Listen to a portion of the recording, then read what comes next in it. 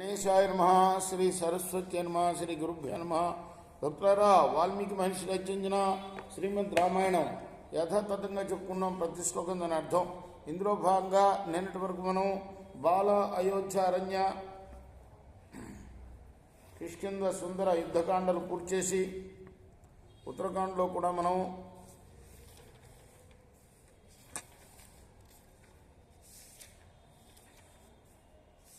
84 సర్గలు పూర్తి చేసి 85వ సర్గలోని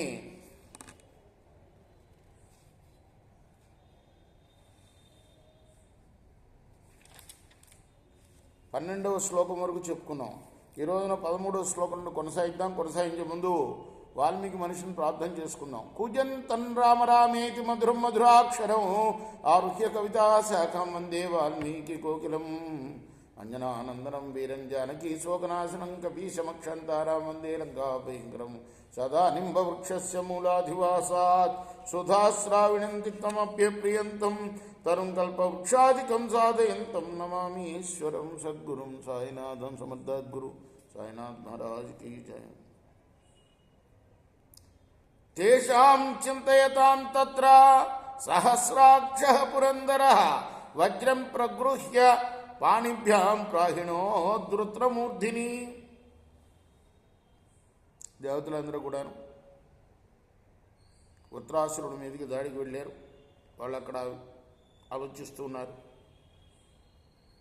దేవేంద్రుడు వజ్రాయుధాన్ని 2 చేతులతో పట్టుకొని వృత్రాసురుడి యొక్క శిరస్సుపై ప్రయోగించాడు. కాలాగ్నినేవ ఘోరేణ దీప్తేనేవ మహార్చిష పతత వృత్రశిరస జగత్రా సముపాగమాత్.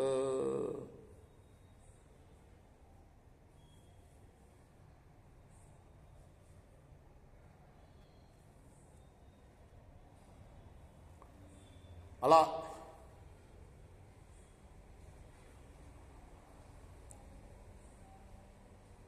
వృత్రాసురుడి యొక్క శిరస్సు ఆ వేటితో, ఇంద్రుడు వేసిన వజ్రాయుధపు వేటితో తెగి కింద పడుతుంటే జగత్తంతా కూడా భయపడింది.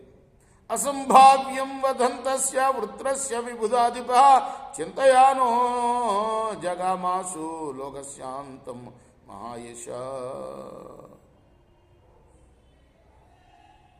లోకాలన్నీ కూడా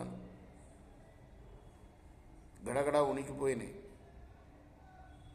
అంటే ఊహించలా వాడి శిరస్సు పడుతుందని. తమింద్రం బ్రహ్మహత్యాసు గచ్చంతమనుగచ్చతి అపతచ్చాస్య గాత్రేషు తమింద్రం దుఃఖమావిశత్.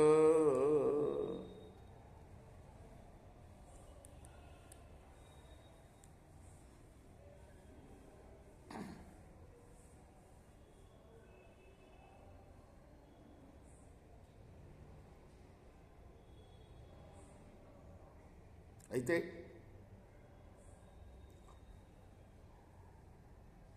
వాడు అలానే పారిపోతూ ఉన్నాడు.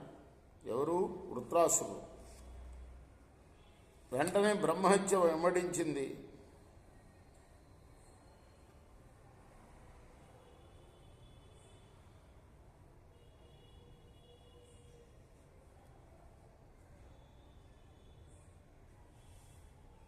ఎవరిని? ఇంద్రుణ్ణి. ఇంద్రుడు దెబ్బకు శిరస్సు తెగింది. కానీ అది ఊహించల దేవేంద్రుడు. ఊహించకుండా పారిపోయాట. అలా పారిపోతుంటే బ్రహ్మహత్య వెంబడించి అతని అవయవంలో ప్రవేశించావు. అప్పుడు ఇంద్రుడు దుఃఖాక్రాంతుడయ్యారు. హతారయ్య ప్రకృష్టేంద్ర దేవాసాగ్ని పురోగమ విష్ణు త్రిభువనేశాన ముహుర పూజయను. ఇక శత్రువుని చంపి ఇంద్రుడు కనపడకుండా పోయాడు అన్న సంగతి చూసిన దేవతలందరూ కూడా విష్ణువుని పూజించారు. త్వంగతి పరమేశాన పూర్వజో జగత పిత రక్షార్థం సర్వభూతాన విష్ణుత్వం ఉపజగ్మివాన్. అయ్యా ప్రార్థిస్తున్నారు విష్ణువుని. నువ్వు జగత్పితవు, సకల భూత రక్షణ కోసం విష్ణువు అయ్యావు నువ్వు. హతశ్చాయం త్వయా వృత్రో బ్రహ్మహత్యా చ వాసవం బాధతే సురసార్థుల మోక్షం తస్య వినిర్దశ. నువ్వే వృత్రాసుని చంపింది, ఇంద్రుడు కాదు. అయితే ఇంద్రుడి చేతితో చంపించావు కాబట్టి బ్రహ్మహత్యా పాతకం ఇంద్రుడికి అండింది. దాని నుండి నువ్వు విడుదల చెయ్యి అతన్ని. తేషాంతద్వచనం శ్రుత్వా దేవానాం విష్ణురబ్రవీత్ మామేవ ఏతాం శక్రః పావయిష్యామి వజ్రిణం.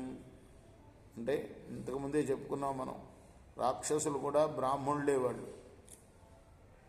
కశ్యప ప్రజాపతికి పుట్టినవాళ్లే దేవతలు రాక్షసులు. కాబట్టి బ్రాహ్మణుడికి పుట్టిన వాళ్లే కాబట్టి బ్రహ్మహత్యా పాతకం అతను వెంట పండిందయ్యా, దాని నుండి అతను విడుదల చేయమని కోరితే